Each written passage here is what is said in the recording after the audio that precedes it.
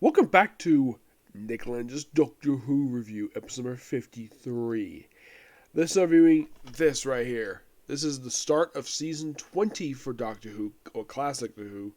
This is Arc Infinity, which at the time started off the 20th anniversary, but it wasn't 20th anniversary special, but it started off. As of the cover, yes, if you're curious, who the heck is that? That is Omega. You think, wait, that's not Omega, he looks different. It's 10 years later, and plus they changed the actor who plays him. Yeah, unlike the Black Guardian, who when they brought him back this very same season, same actor. But for some reason, they couldn't get the previous actor who played him. Now, you're probably thinking, okay, did he die at some point? Did the original actor who played Omega pass away? No. He probably was just unavailable to play him. That's my guess anyway, would probably happen with him. Yeah, he probably just unavailable to do this special, this episode, yes. Yeah, though it does have something common with the the three doctors, is that it starts off a season like in the case of that one. Yeah, that's one of the two things in common. Of course, also Omega's there. Aside from that, the stories are similar, but not exactly the same. Well, for one thing, we see the return of the goofy outfit that the Time Lords wear in this story. Yes, first popped up in Deadly Assassin. It also features the third appearance of Barospa. And we change his actor again to Leonard Sneaks. And the guy does virtually nothing in the story. Yeah, unlike we did last time, Barospa was very heavily part of the story. Here, it's nothing. Now, they do have an actor in here who's a character named Counselor Herndon, who's a friend of the Doctor's, played by Michael Goth. Now, some of you who are familiar with the Batman movies will be familiar with this actor because he also played Alfred Pennyworth in those movies. He made his early appearance back in the 50s, where he played Sir Arthur Homwell in Horror Dracula. Now, for the story of this one is that, well, Omega's trying to get to the actual, well, he's trying to get, be corporeal, not be antimatter. Excuse me. Plus, the story is noteworthy for one particular thing. It's the first appearance in Doctor Who of Colin Baker, but not as a doctor, as a one-shot character named Maxwell, who actually shoots the Doctor when he first meets him in the shoulder. Which makes the only here's a little fun fact. This is one of 2 times we have an actor pop up in an episode of Doctor Who, and then this guy plays a doctor, plays future Doctor.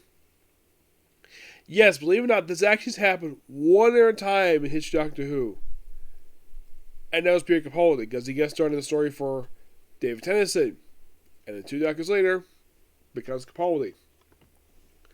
So Doctor Who also framed for what's going on. Apparently, Omega's affected the Matrix, which, by the way, is just me, or is anytime the Matrix shows up in Doctor Who, it's it looks completely different. Yes, every time it shows up, it's always different. Like, when it popped up in Deadly Assassin, it's a freaking jungle. By the way, they also changed how the Matrix crown goes on their head. Yeah, apparently, unlike in the previous story where he just put it on their head, here it just says automatic computer function. Yeah. I'm that was kind of strange. Oh yeah, by the way, the High Council the High Council of Time Lords, it's 5 people. Really? I could have swore when they did this in Deadly Assassin that we actually had more than 5 people. What do they do? Expel a lot of people from the first time we saw these people? I don't know. Yeah, Barros was become president now probably because the Doctor resigned because of the events of the previous story. But the last time he was there, yes. Though I still wonder why. Oh, by the way, they also have a debut of the character known as the Castellan, which this same actor also pops up in the 5 Doctors. And yes, same actor. Thinking, really? Oh yeah, really.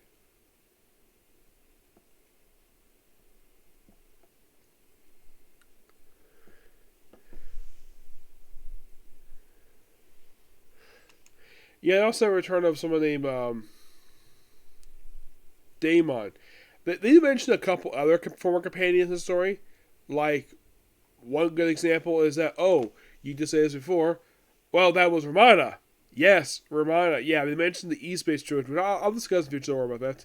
And they also brought up Daemon in here, where he says, oh, how's Leela? Yes, Leela. The name has not been mentioned since the Invasion of Time. Now, why the heck they decided to bring up Leela here? I don't know. Maybe they were planning to bring her back for the story, but my guess is probably the actor is just unavailable. By the way, the guy who wrote this, his name is Johnny Bird.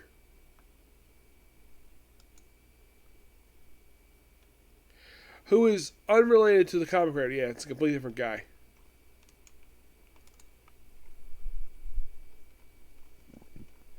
This also features her Tegan, who just left the previous story.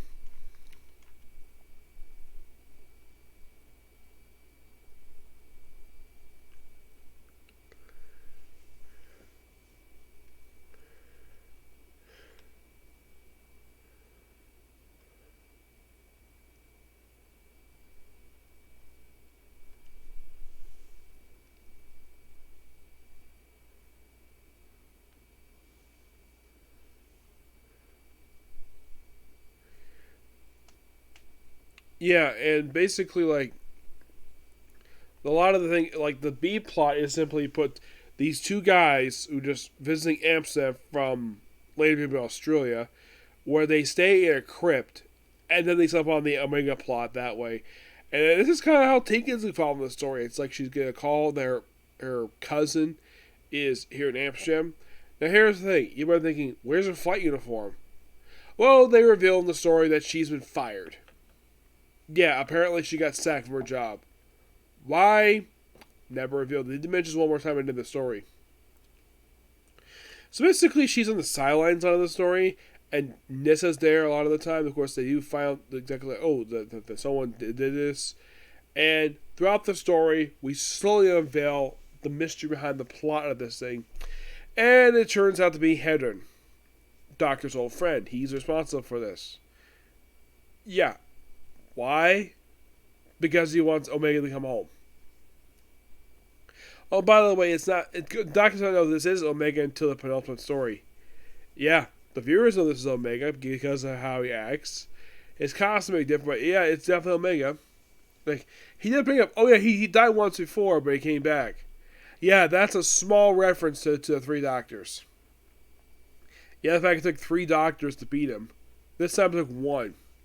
He also has this thing where, oh yeah, he copies Doctor's DNA for, oh, he needs a Time Lord, so picks Doctor and copies DNA from a duplicate himself, which, fun fact, Peter Davison plays this version of Omega. Yep. The man of this Omega is supposedly destroyed, but he comes back a few times in books and one audio drama. I mean, could he come back? It's possible. The story itself, I think the story is really good. Though I think the special effects basically are just the whole very well. The sets look freaking gorgeous. Though once again we have to do a redesign of the Citadel in Gallifrey. And this Citadel does not look the same. I could say probably Invasion is probably partially under construction. Like maybe it's going through some modeling. Here it's like complete. It looks very futuristic. I do think it looks gorgeous. The suits that the guards wear, I believe those are the same suits they wore for Asia, which I do appreciate that form of continuity. Yes, they don't show the president's office, which I thought was interesting. So Doc knows the president's code, which I'm not surprised he would know because he was the president of Time Lords at one point. So, also they have this thing of handprint technology where just scan your handprint and you automatically unlock something. Like, really? Handprint technology. Well, it's been several years since Invasion Time, so I guess they will do something different. Okay, fine. It's still a good story nonetheless. I'm going to give the story roughly a 9.5 out of 10. Sad to see the return of Omega just having killed off again. Yep. Oh, by the way, this is a 124th story in the history of Doctor Who. Yep. But yeah, that's particularly a particular review. Next up, I do a couple manga reviews. I have to go out for a bit to get some gas for my car. and then be back to review One Piece. Okay, next video. Bye.